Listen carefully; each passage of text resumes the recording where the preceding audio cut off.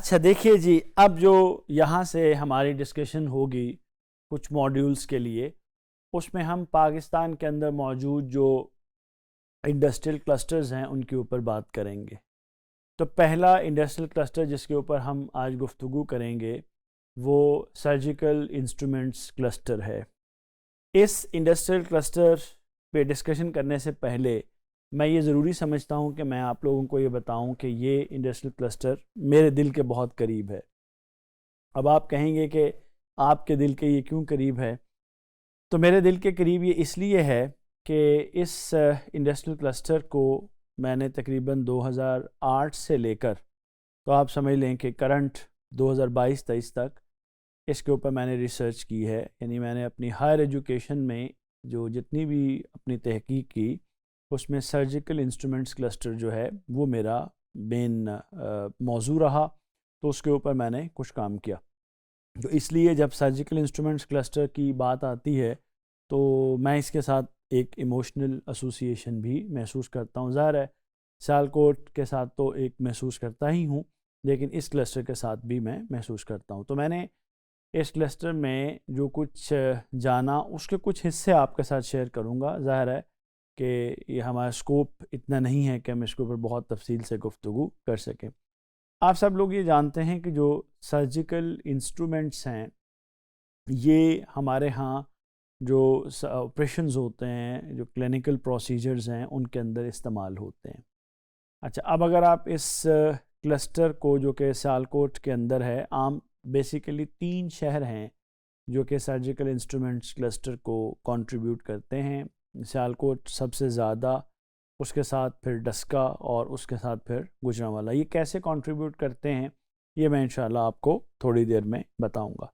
पहले हम ये देखते हैं कि ये जो हमारा क्लस्टर है इसकी जो ओरिजिन और इसकी हिस्ट्री है वो क्या है।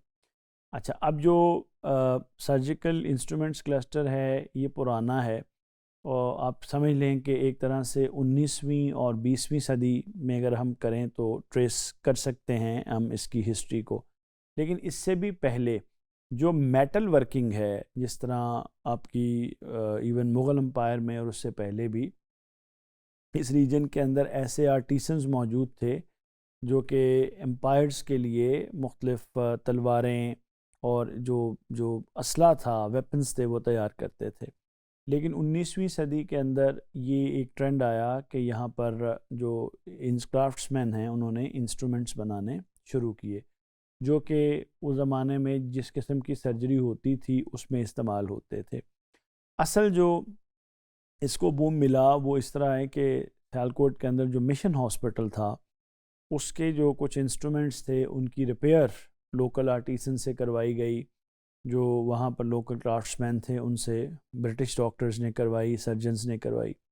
अच्छा, उसके बाद फिर दूसरी जंग अज़ीम में जो सेकंड वर्ल्ड वार है उसके अंदर जो सर्जिकल इंस्ट्रूमेंट्स की जो क्लस्टरिंग है, वो आप समझने के जो जो हुनर है, जो इंडस्ट्री है, उसको ज़्यादा बूम मिला। क्योंकि वार की वजह से, जंग की वजह से इंस्ट्रूमेंट्स की डिमांड में बहुत इजाफा हुआ। अब ज़ाहिर है कि वार के अंदर ट्रेड रूट्स ओपन नहीं होते और ख़ास तौर पे आलमी जंग हो तो ट्रेड रूट्स बिल्कुल भी उस तरह से ओपन नहीं होते। तो यहाँ से सियालकोट से जो है वो low cost high quality surgical instruments बनने लगे और फिर वो इंस्ट्रूमेंट्स जो है वो सेकेंड वर्ल्ड वार में बहुत इस्तेमाल हुए और ज़ाहिर है कि फिर जो लोकल आपकी इन हॉस्पिटल इंडस्ट्री है उसके अंदर भी उसकी सप्लाई जाने लगी। 1947 के बाद जब पाकिस्तान आज़ाद हो गया तो फिर आहिस्ता आहिस्ता आप देखिए कि जो ये सेक्टर है इसकी जो ग्रोथ है उसका फोकस एक्सपोर्ट की तरफ भी गया। अच्छा, इसमें दो क्रिटिकल पॉइंट्स थे। एक तो वर्ल्ड वार टू का मैंने आपको बता दिया, एक फिर 1970s के अंदर जिस वक्त जो हमारा ये सर्जिकल इंस्ट्रूमेंट्स क्लस्टर, जिस तरह हमारे सियालकोट में सर्जिकल इंस्ट्रूमेंट्स क्लस्टर है, इसी तरह जर्मनी के अंदर भी टटलेंजन में एक सर्जिकल इंस्ट्रूमेंट क्लस्टर है। इन दोनों क्लस्टर्स के आपस में जब राब्ते कायम हुए तो उससे ज़्यादा बूस्ट मिला हमारी जो इंडस्ट्री है और इसकी जो आप कह सकते हैं कि एक्सपोर्ट ओरिएंटेशन बेहतर हुई। जब ये एक डेवलप्ड कंट्री के इंडस्ट्रियल क्लस्टर के साथ लिंक्ड हुए तो फिर उनको एक्सपोजर बेहतर हुआ, क्वालिटी में काफ़ी बेहतर आई, तो उससे ये जो हमारा क्लस्टर है उसने काफ़ी ज़्यादा अपग्रेड किया। अब अगर हम क्लस्टर की डिटेल्स के बारे में देखें तो मेन हब आप जानते हैं सियालकोट में है, पंजाब में है। इस वक्त तकरीबन 3000 के करीब जो है वो फर्म्स सर्जिकल इंडस्ट्री के अंदर काम कर रही हैं और ज़्यादातर ये स्मॉल और मीडियम एंटरप्राइजेज़ हैं और ये लाइट इंजीनियरिंग कैटेगरी में आती हैं सारी एक्सपोर्ट ओरिएंटेड। और इसमें अगर आप वर्क फोर्स की बात करें तो तकरीबन 1 से 1.5 लाख के करीब जो है वो डायरेक्टली और इनडायरेक्टली जो लोग हैं वो एम्प्लॉयड हैं। अगर आप की प्रोडक्ट्स जो इंडस्ट्री बना रही है उसकी बात करें तो उसमें सीजर्स हैं, फोरसेप्स हैं, उसमें ट्वीज़र्स हैं, डेंटल टूल्स हैं, ऑर्थोपेडिक इंस्ट्रूमेंट्स हैं। और अगर आप एक्सपोर्ट डेस्टिनेशन की बात करें तो United states of America, Germany, UK, France, Italy, Japan और मिडल ईस्ट जो है वो इसकी मेन डेस्टिनेशंस हैं। अगर आप इसकी मेजर कंट्रीब्यूशंस की बात करें तो इससे पहले कि हम इसकी मेजर कंट्रीब्यूशंस के बारे में डिस्कस करें, मैं आपको ये बताना चाहता हूँ कि जो सर्जिकल इंडस्ट्री है हमारी, आम तौर पे वो 2 तरह के इंस्ट्रूमेंट्स बनाती है जो कि 2 मुख्तलिफ तरह की मार्केट्स के अंदर जाती हैं। एक वो रीयूजेबल इंस्ट्रूमेंट्स बनाती है और दूसरे वो डिस्पोजेबल इंस्ट्रूमेंट्स बनाती है। जो रीयूजेबल इंस्ट्रूमेंट्स हैं वो आम तौर पे इंपोर्टेड जो स्टेनलेस स्टील है उससे बनाए जाते हैं और ये आम तौर पे अमेरिकन नहीं, ये यूरोपियन मार्केट में इस्तेमाल होते हैं। और इनमें होता ही है कि 10 से 15 दफ़ा एक इंस्ट्रूमेंट जो है वह स्टेरलाइजेशन के प्रोसेस के बाद इस्तेमाल किया जाता है। जो कि डिस्पोजेबल इंस्ट्रूमेंट्स हैं वो अमेरिकन मार्केट के अंदर भेजे जाते हैं, यूएसए की मार्केट में जाते हैं। और जो ये डिस्पोजेबल इंस्ट्रूमेंट्स हैं ये रीयूजेबल जो आपकी रीप्रोसेस्ड स्टील होती है उससे बनाए जाते हैं और ये सिर्फ इंस्ट्रूमेंट्स एक दफ़ा ही इस्तेमाल होते हैं। अच्छा, अगर आप इसकी एक्सपोर्ट पोटेंशियल की बात करें तो तकरीबन जो 95% इंस्ट्रूमेंट्स हम बनाते हैं वो पाकिस्तान एक्सपोर्ट कर देता है।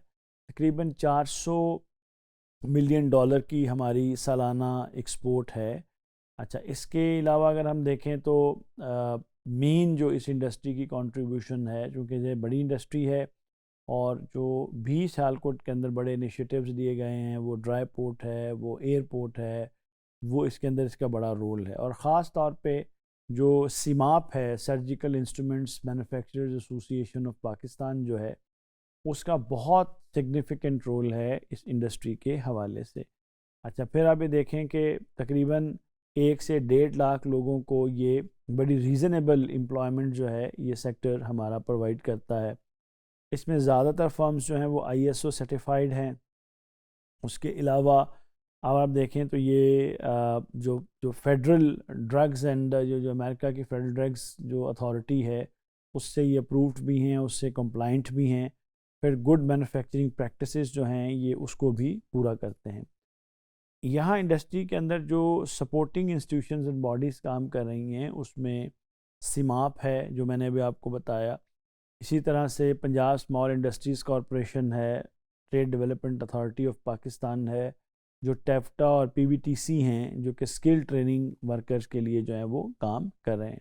जो बड़े बड़े इसके चैलेंजेस हैं उसमें ज़्यादा इंडस्ट्री का रिलायंस है लो वैल्यू और OEM production. OEM original equipment manufacturing production है, यानी जो अगर आप किसी भी इंटरनेशनल प्रोडक्ट की बात करें ना तो उसमें मैंने पहले भी बताया था कि 4 तरह के प्लेयर्स होते हैं। एक ओरिजिनल ब्रांड मैन्युफैक्चरर जिनको OBM कहा जाता है, फिर ओरिजिनल डिज़ाइन मैन्युफैक्चरर्स होते हैं, फिर ओरिजिनल इक्विपमेंट मैन्युफैक्चरर्स होते हैं और फिर जॉब प्रोसेसर्स होते हैं।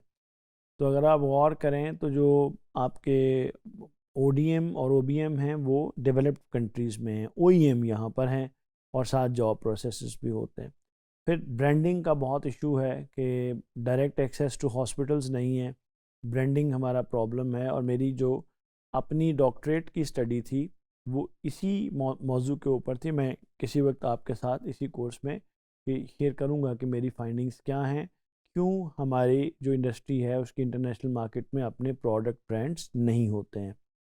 फिर टेक्नोलॉजिकल लैग है, रिसर्च एंड डेवलपमेंट जो है वो हमारी कमज़ोर है निस्बतन।